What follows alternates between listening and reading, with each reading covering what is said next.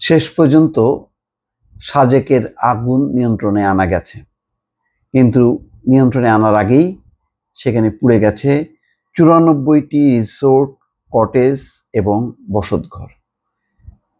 এটুকু বলা যায় যে আগুন নিয়ন্ত্রণে আসলো বটে, কিন্তু এই সাজেক অনেক দিন পর্যন্ত আর পর্যটকে পরিপূর্ণ থাকবে না, পর্যটকদের আনাগোনা আর থাকবে না। যেই ভয়াবহতা, যে আতঙ্ক এবং যেই পরিবেশ সেখানে তৈরি হয়েছে, আপাতত সাজেকের নাম অনেকদিন পর্যন্ত হয়তো পর্যটকদের ভুলে থাকতে হবে। এই ক্ষতি অপূরণীয়। শুধু 94টি রিসোর্ট, কটেজ বা বসতঘাড়ি পুড়ে গেল, তার ক্ষয়ক্ষতি কি এটা মাপা যাবে না। এখানে একটা পর্যটন যে শিল্প বলা যায়, এবং টুরিস্ট আসতো যাইতো, তার মধ্য দিয়ে ওই এলাকার উন্নয়ন, পর্যটনের উন্নয়ন, মানুষের কর্মসংস্থান, অনেক কিছু জড়িত।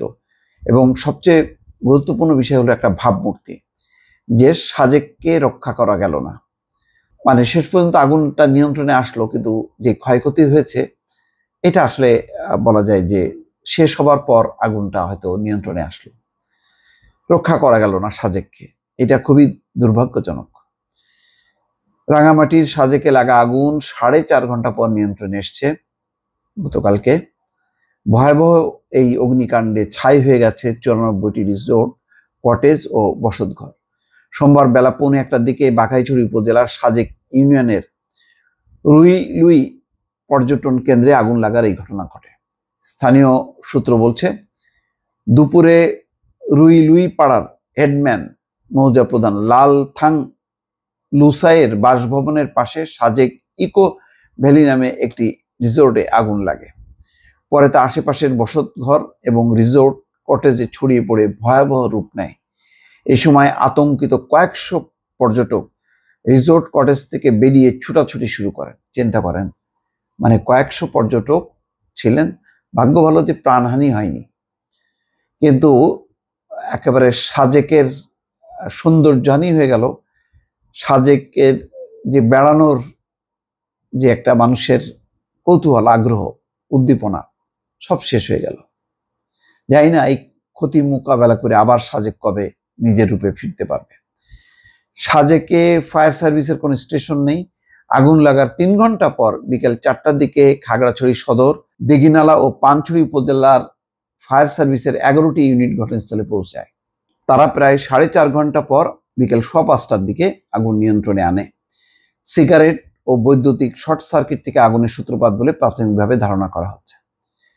রিসোর্ট কটেজ মালিক সমিতি জানায়, ভয়াবহ এই অগ্নিকাণ্ডে 32টি রিসোর্ট, কটেজ, 36টি বসতঘর, 6টি রেস্তোরাঁ এবং 20টি দোকান আগুনে পুড়ে ছাই হয়ে গেছে।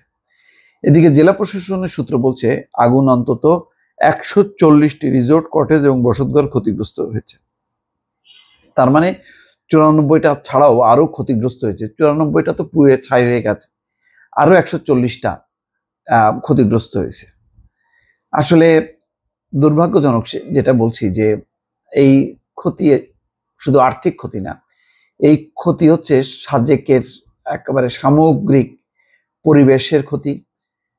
সাজেকের যে ভাবমূর্তি, যে পর্যটন সমৃদ্ধ এবং প্রচুর পর্যটক প্রতিনিয়ত যেত, সেই ক্ষতি সহজে পূরণ হবার না।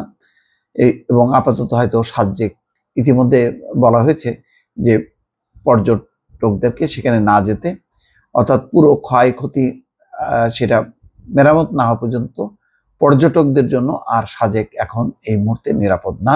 কবে নিরাপদ হবে সেটি এখন দেখার বিষয়। দর্শক, ভালো থাকবেন। আল্লাহ হাফিজ।